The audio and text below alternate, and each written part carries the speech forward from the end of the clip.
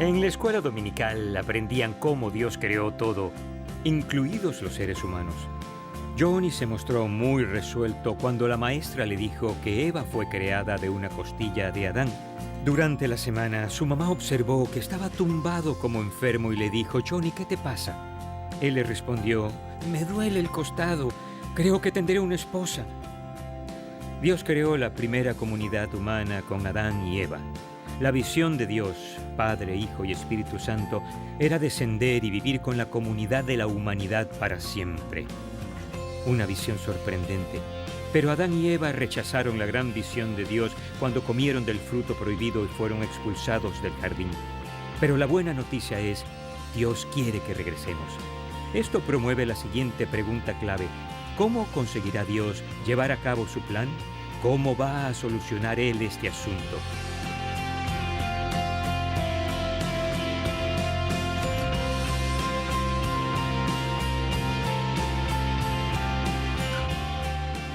¿Cómo va a Dios a solucionarlo?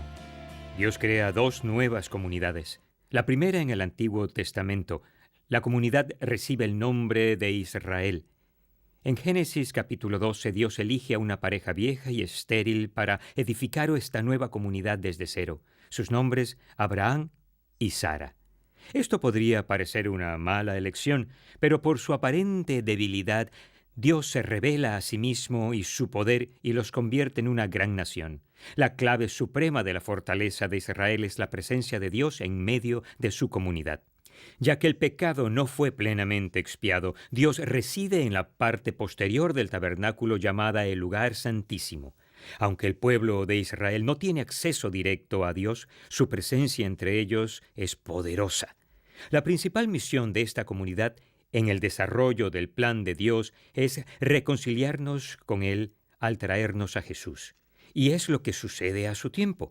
Más de 2000 años después de que Abraham fue llamado, Jesús, el Mesías, entra en la escena. La principal misión de Jesús es pagar para siempre por nuestros pecados con su muerte. Después de 33 años de vida en la tierra, Él hace eso. Y al tercer día resucita de la muerte y se reúne con sus discípulos. Les indica que se queden en un aposento en un hogar en Jerusalén hasta que el Espíritu Santo descienda sobre ellos. Entonces, la segunda comunidad, llamada la Iglesia, nace. Esta es nuestra idea clave acerca de la Iglesia. Creo que la Iglesia de Dios es la principal forma de llevar a cabo sus propósitos en la tierra. Al igual que Dios usó a Israel para traer a Jesús al mundo, ahora usa a la Iglesia para llevar al mundo a Jesús. No muchos días después de lo que Jesús dijo que pasaría, pasó. Hechos capítulo 2 versículos 1 al 4 declara: Cuando llegó el día de Pentecostés, estaban todos juntos en el mismo lugar. De repente vino del cielo un ruido como el de una violenta ráfaga de viento y llenó toda la casa donde estaban reunidos. Se les aparecieron entonces unas lenguas como de fuego que se repartieron y se posaron sobre cada uno de ellos. Todos fueron llenos del Espíritu Santo y comenzaron a hablar en diferentes lenguas según el Espíritu les concedía expresarse. El Espíritu Santo, la tercera persona de la Trinidad, desciende a la tierra, pero Él no se queda en la parte posterior del tabernáculo. No.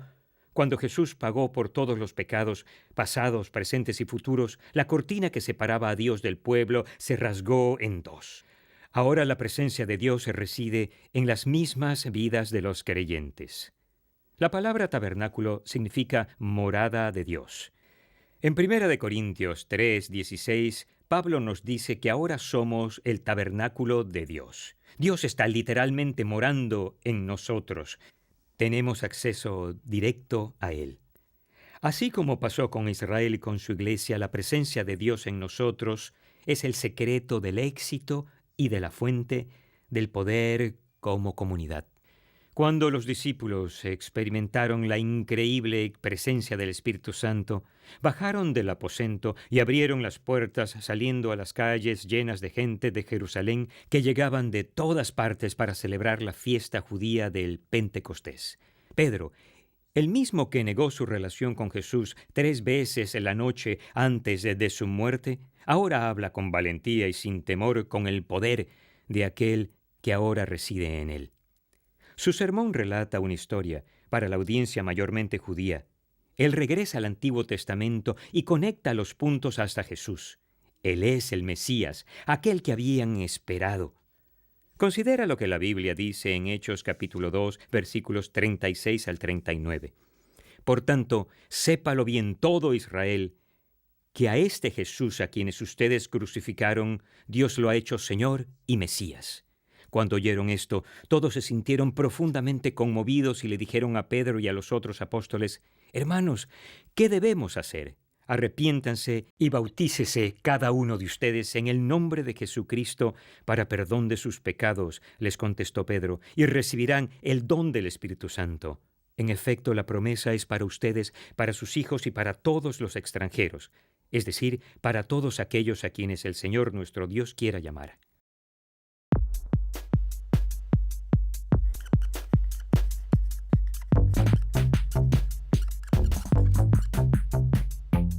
Durante 40 días después de haber resucitado de la muerte, Jesús se les apareció a muchas personas, dándoles pruebas convincentes de que estaba vivo y hablándoles sobre el reino de Dios.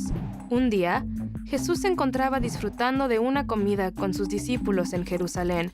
Les dijo que necesitaban quedarse en la ciudad y esperar el don que Dios les había prometido. Juan el Bautista bautizó con agua, pero dentro de pocos días, ustedes serán bautizados con el Espíritu Santo. Les explicó a los discípulos que pronto recibirían el poder de Dios para hablarles a otros acerca de Jesús, ayudando a las personas a alejarse de sus propios caminos y seguirle.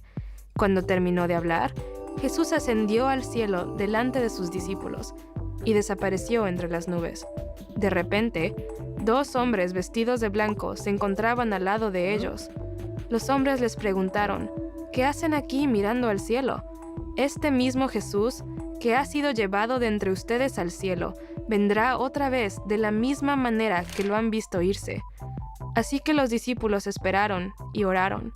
10 días después, un sonido como el de un viento violento descendió del cielo y llenó la casa donde estaban reunidos. Al mirar a su alrededor, vieron lo que parecía lenguas de fuego, que descansaban sobre cada uno de ellos. Todos los discípulos fueron llenos con el Espíritu Santo y comenzaron a hablar en lenguas diferentes. Eso causó tal conmoción que se reunió una multitud alrededor de la casa para ver lo que sucedía.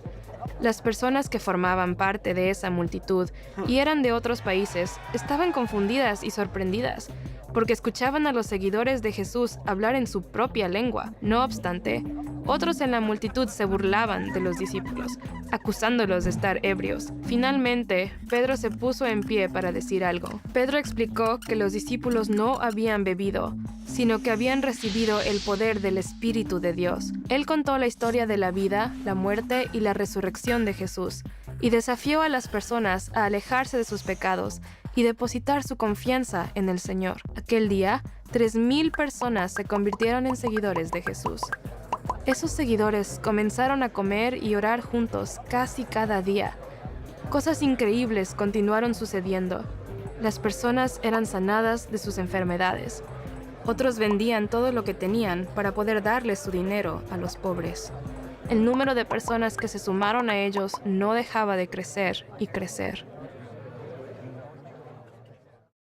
Cuando Pedro terminó de hablar, respondieron todas las personas, y con muchas otras razones les exhortaba insistentemente: «Sálvense de esta generación perversa». Así pues, los que recibieron su mensaje fueron bautizados, y aquel día se unieron a la iglesia unas 3,000 personas. 3,000 personas respondieron al mensaje y, ¿sabes qué? Entraron a una relación personal con Dios. Lo que Él se propuso hacer ahora lo lograba. El camino de vuelta a una relación con Dios ha quedado establecido por la fe en Jesucristo. Comenzó con el pueblo judío, pero no se detuvo ahí. Al seguir leyendo el libro de Hechos, verás el mensaje extenderse por la iglesia a otras personas, todo pueblo, toda raza, toda nación.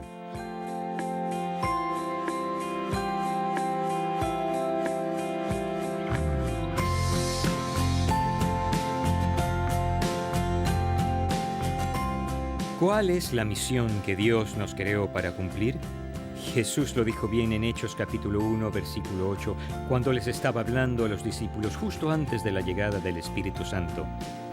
Pero cuando venga el Espíritu Santo sobre ustedes, recibirán poder y serán mis testigos tanto en Jerusalén como en toda Judea y Samaria, y hasta los confines de la tierra. Nuestra misión es ser testigos del Jesús resucitado. La misión es decirles a otros que tienen a su disposición una relación con Dios, sin importar su pasado, raza, género o color de piel, por la fe en Jesucristo. Declaramos esta noticia con la boca, pero se la demostramos por nuestro modo de vivir. Y no son apóstoles como Pedro o los pastores como yo los llamados a hacerlo. No. Cuando te conviertes en cristiano, eres ya un miembro del cuerpo de Cristo. Todos juntos formamos el cuerpo de Cristo, la iglesia. Nosotros, tú y yo, somos juntos la iglesia. Y juntos extendemos la presencia de Jesús en la tierra y logramos sus propósitos por el poder del Espíritu Santo por dentro. Este es el reto del versículo clave. Más bien, al vivir la verdad con amor, creceremos hasta ser en todo como aquel que es la cabeza, es decir, Cristo. Por su acción, todo el cuerpo crece y se edifica en amor, sostenido y ajustado por todos los ligamentos, según la actividad propia de cada miembro. Memoriza el versículo, repítelo cada día, llévalo al corazón. Este pasaje descubre la razón de estar aquí en la tierra. Sí, la iglesia es la principal forma de Dios para lograr sus propósitos en la tierra hoy. Así es, Dios confía en ti y en mí para poder llevarlos a cabo. Claro, no digo que la iglesia sea perfecta. Somos un grupo de personas con defectos en diferentes lugares del viaje espiritual. Alguien dijo, si encuentras una iglesia perfecta, no te sumes a ella, la arruinarás. ¿Sabes? A la iglesia también se la llama la esposa de Cristo en Efesios capítulo 5. Y como Eva fue un dolor en el costado de Adán, somos un dolor en el costado de Jesús, ¿verdad? El costado de Jesús fue abierto para darnos un nacimiento espiritual. No, la iglesia no es perfecta, pero ha sido responsable de llevar a miles de millones de personas a una relación personal con Dios y ha llenado sus vidas de propósito y una familia. Eso es cierto en mi vida. Me crié en un hogar sin iglesia. Cuando me presentaron a Jesús a los 14 años, no solo recibí vida eterna, sino una nueva familia espiritual. Y esta familia me ha decepcionado algunas veces y yo los he defraudado aún más. Me ha dado un gran sentimiento de pertenencia y propósito en estos 40 años de mi vida. Ahora, si aceptas esta verdad, que eres la forma que Dios tiene de lograr sus propósitos en la tierra hoy, eso producirá un enorme cambio en ti. Deja recomendarte 3 maneras para aplicar esto a tu propia vida. Primero, perteneces al cuerpo de Cristo. No vayas a buscar de una comunidad en los lugares equivocados. 2. Dios usará a la iglesia para lograr sus propósitos en tu vida. 3. Dios te usará a ti para lograr sus propósitos en las vidas de otros e incluso en el mundo. La iglesia no es solo la forma que Dios tiene de lograr sus propósitos en el mundo, es la principal forma que Dios tiene de lograr su propósito en tu vida. ¿Puedo oír un gran amén?